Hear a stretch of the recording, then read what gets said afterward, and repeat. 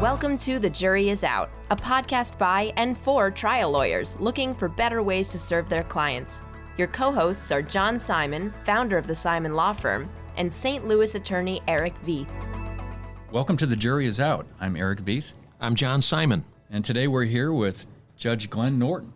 Judge, welcome back. On a previous episode, we talked about your work as a mediator. And today we're going to talk about appellate practice. It's good to be back. Thanks. Could you give us a little bit of a thumbnail about not only your work as an appellate judge, but a few other things that you've been doing in your career that folks might find interesting?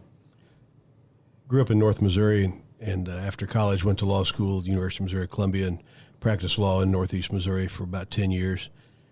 I was a trial judge then for 6, got elected twice up there, and then after a couple of years in Jefferson City as legal counsel for Governor Bob Holden, he appointed me to the Court of Appeals in 2002, and I served there until 2015, at which time I retired, quote unquote, and started a mediation practice, and that I've been doing now for 5 years. So that's the quick summary of a lot of different jobs in different places that I've done.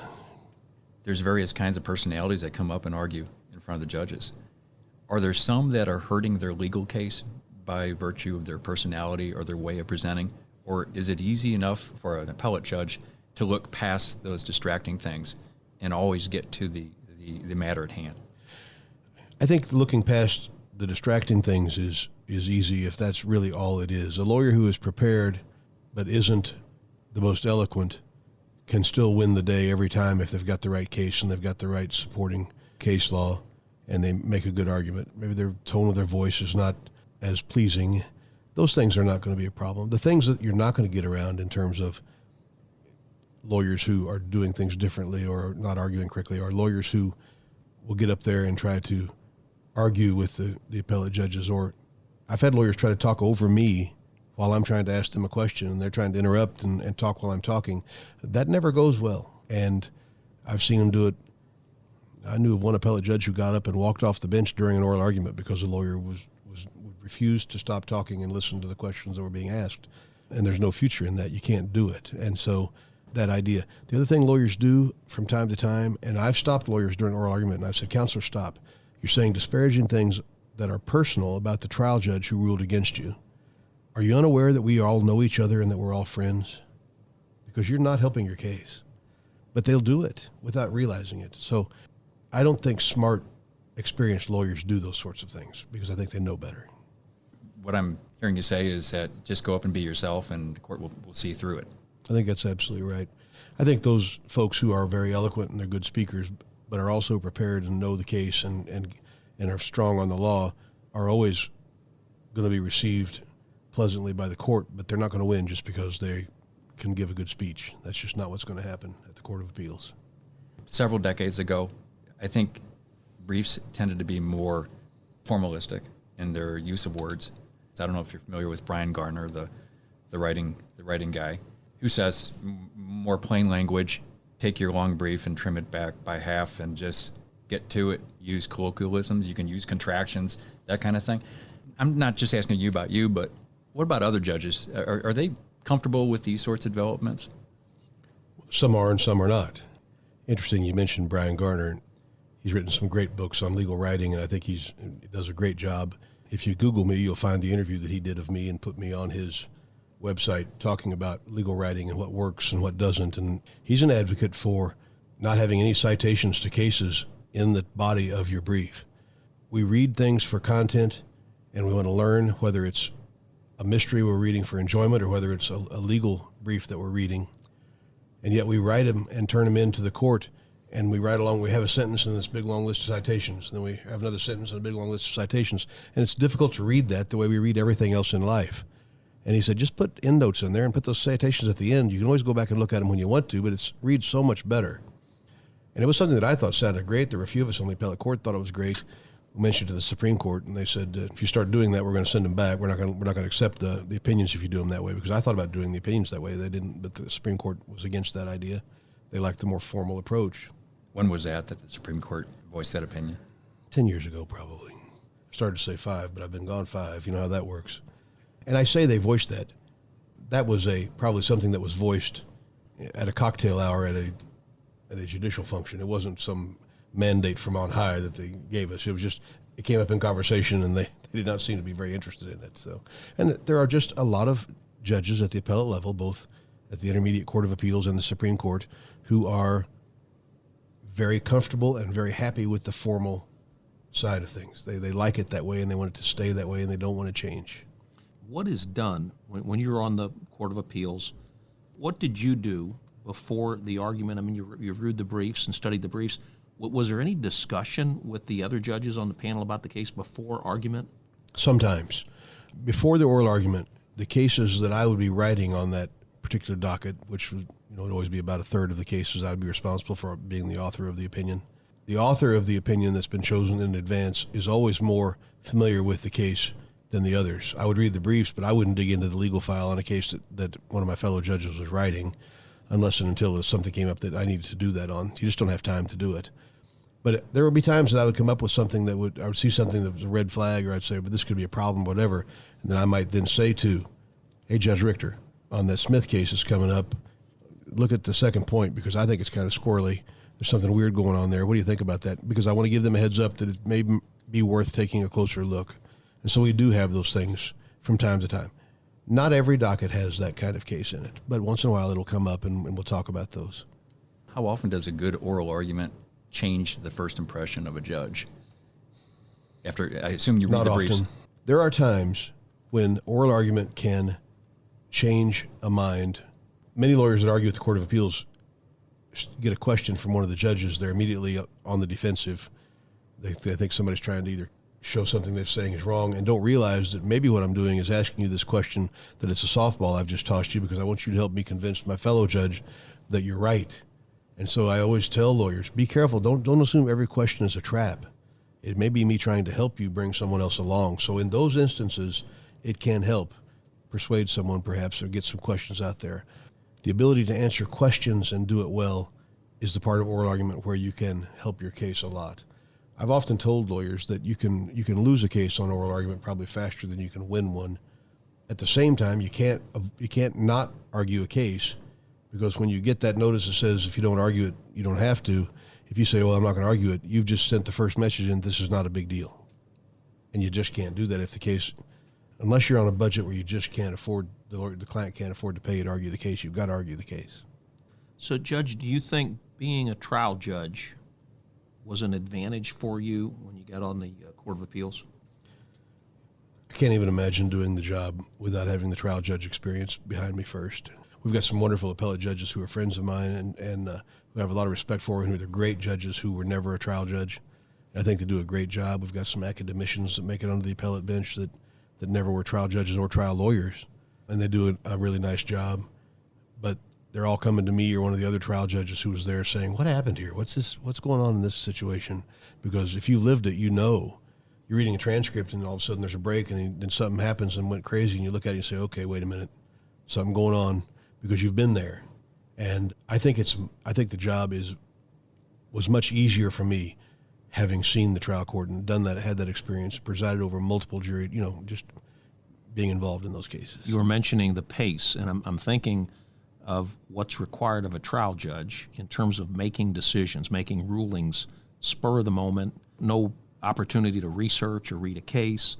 And you compare that with the appellate judge, where you've got the facts all laid out, you have the luxury of reading briefs on the issue in detail. As we say, we're at war, and the trial judges are fighting the battle in the field. The appellate judges ride through afterwards and shoot the wounded. So the pace is different, and so we can take our time. And the ability to reflect on some of those issues, it's a luxury. It may make one a little more likely to lean toward discretion, honoring the discretion of the trial judge. No question about it. Much less likely to issue writs against trial judges who are there doing the best they can and calling the shots. And you're exactly right. There's no question about that. Sounds like triage at the trial court level. It is. It absolutely is. And I've had trial judges before make comments, and these were mainly trial judges who were a little bit older, but they'd make comments say, I've never been reversed before. I'd say, okay, would you mind getting in here and shouldering a little of this load? Because if you've never been reversed, you're not trying enough cases. We need you to get to work, because it's going to happen. Outsiders, non-lawyers who come into an appellate courtroom are often overwhelmed by the splendor, the woodwork, huge bench. It's elevated higher and it's farther away typically. And wondering if you had any thoughts about whether the environment lends itself more to the process. Is there a function of making this court look more formal to getting the job done? I had a line that I've used over the decades and that I still think applies, and it goes along with that question, and that is, I think that sometimes for the litigants and the people who are involved in a case, the appearance of justice is often even more important than justice itself. And I think the formality and the look of that bench and the feel of that awesome presence you feel if you go in the United States Supreme Court and see what's going on there, I think it lends itself to making sure that the people whose cases we're handling know that it's an important matter that we've got, and that this is a formal place, and this is a place where justice is going to be done. I think that's important. I think that separation and that being more elevated kind of goes along with the whole anonymous bench. It shouldn't matter who the individual judge is that's going to make the decision. It should be the same outcome. I think that separation helps with that too. But I think the formality has a place. Judge, what advice can you give a young attorney preparing for their first appellate argument? Well, first of all, if you've got a situation, and it almost always is, that you've got a case or two that's bad for you, take it on immediately. Do not wait for someone to ask you about it. Do not act like you're avoiding it. You need to get that case distinguished right off the bat and acknowledge that it's bad for you, but say why you can distinguish it or what's going on. I think I also would tell them that if you think you need to spend 10 hours getting ready for the argument and reviewing the record and the briefs, then you probably should spend 20. Because as much as preparation is everything in almost every asset or facet of the legal profession, at the Court of Appeals in particular, where suddenly in the middle of your oral argument, you're going to start getting questions from the bench. If you're not prepared, it's going to be an embarrassing time. And I think it's a stress reliever for you too, to get prepared. So that would be the first thing that I would say. But I also would say, get up there and say, it's an honor to be here today. This is my first argument ever. I'm looking forward to answering any questions that you've got, and make sure you're responsive to what they're doing. I also tell them, look, I know you think your closing argument on your last page of your notes is the most important part of that, and you've got to get to it. But if they try to take you down a different road asking questions, go there. Do not think that your script is something you've got to be married to. You've got to go where they want to take you and answer those questions, because to avoid that or try to get away from it is going to be a bad outcome for you. I'm wondering how much this weighs on a judge when you're sitting there in the quiet of your office knowing that you're going to change not only the lives right before you in that case, but potentially other big issues going forward. Well, one of the ways that you deal with that pressure or burden or whatever you want to call it is by realizing at some point that there aren't that many cases where the decision you make is going to be a surprise to many people. The outcome may be bad. Someone may lose a fortune. Someone may have lost their life. Someone may be compensated. Someone may not. But the judge is not the one that caused that to happen, first of all. And the number of cases where the moment comes you put your pen to paper where you're thinking, man, I love it. This is really a big deal. That goes away. I think there are a lot of judges that take it home with them some. I lecture on that. I do a lot of ethics presentation for judges still to this day. And I spend a lot of time talking about the difference between your life and your career. And if your career is morphing over into your life and you're taking your work home, cut it out, because one of them is way more important than the other. But it can happen, and it's easy. And I think most every judge has a moment where things start weighing on them. But when you get to the point that you can say, okay, I'm just doing my job, I'm doing the best I can, I'm going to call it like I see it, I think that you get past that, and that doesn't weigh on you the way it might seem. Now, there's some big cases that come down that are going to happen, but those are rare. Maybe 2 or 3 in my 15 years really that ever got me to a point where I'm like, wow, am I getting ready to do this? So that's not very many when you consider the volume of cases that I would have been involved in. You knew I wasn't going to let you out of here until I asked you about the points on appeal rule. Missouri apparently is the only jurisdiction, state and federal, where the rules tell you how to state your issue on appeal. I'm sure you've heard a lot of people on both sides of the issue, but what are your thoughts on that?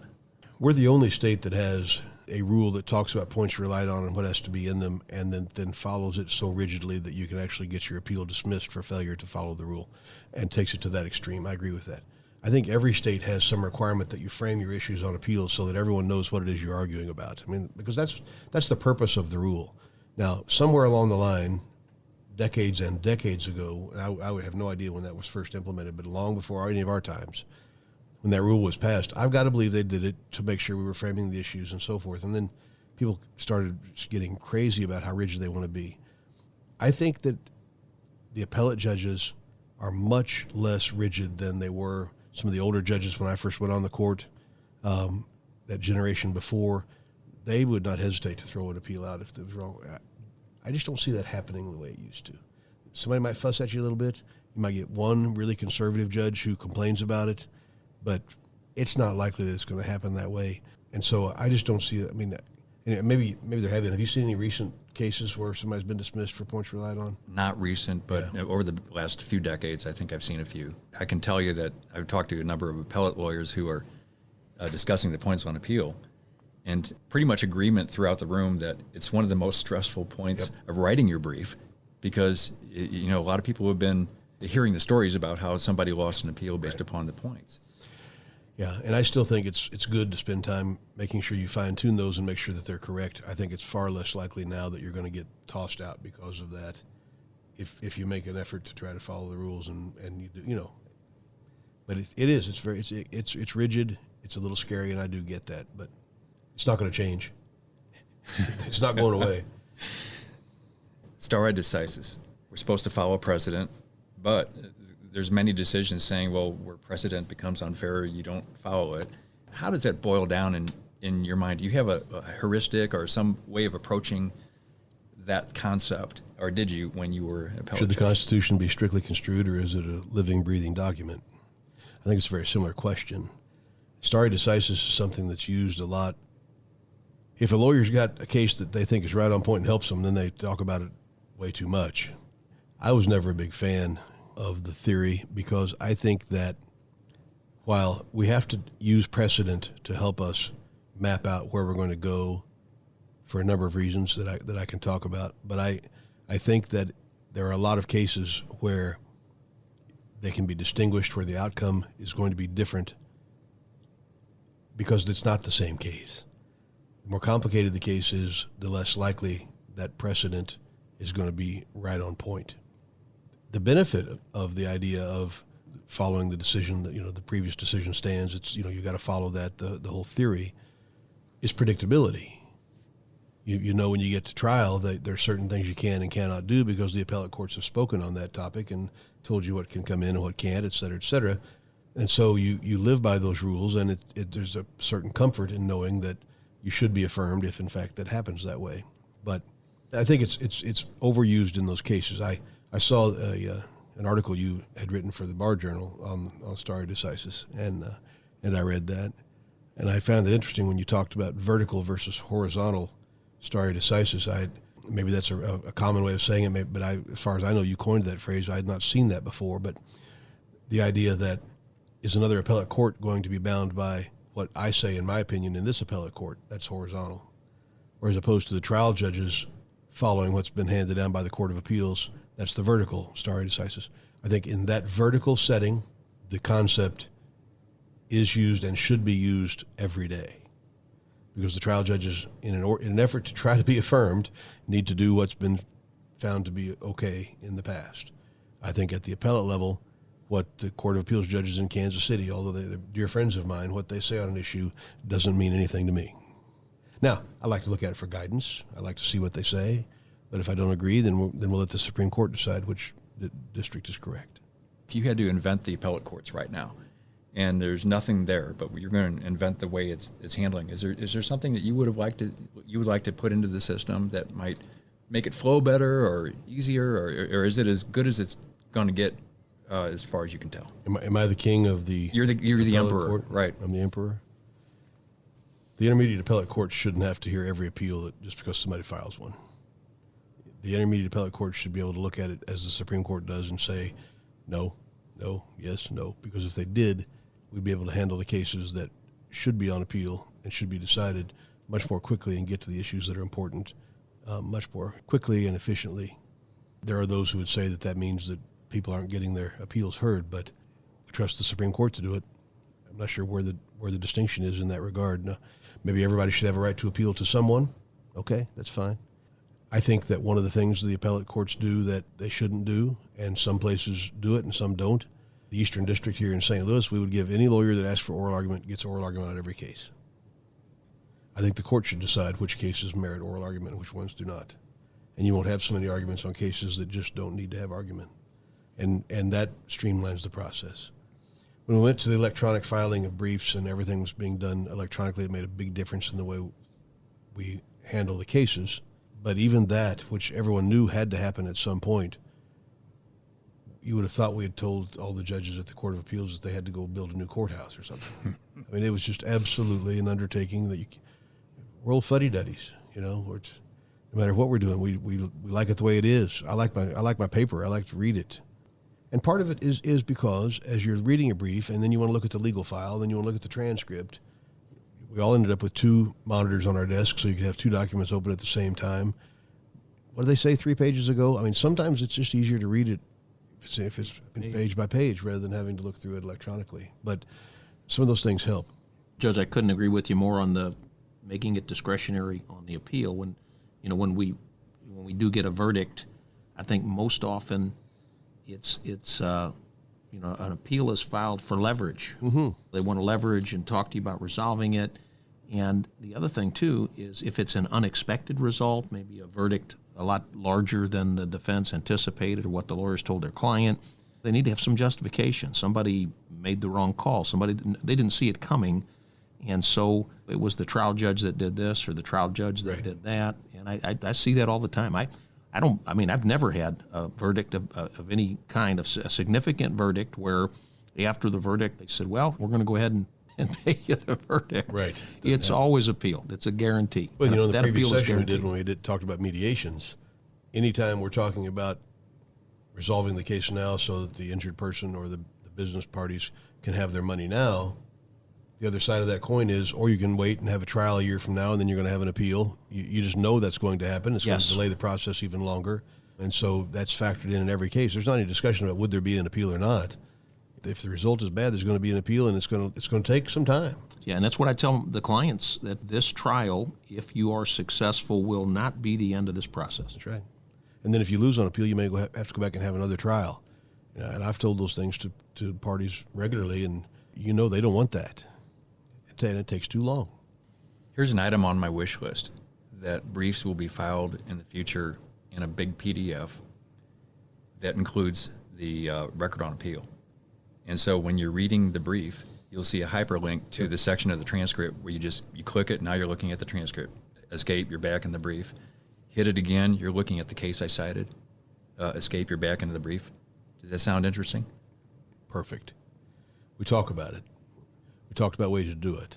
We talked about trying to do the briefs in hyperlinks, try to do the opinions in that way too, and have a problem with West when we publish the opinions and how on them letting us have any proprietary ability to hyperlink to their cases from the briefs. Mm-hmm. If you don't have a Westlaw account, it's all about money, gentlemen. And so depending on who's running the different programs, but I think it would be a wonderful way to do it, and it would make it much more efficient. So I think your dream world would be a good place.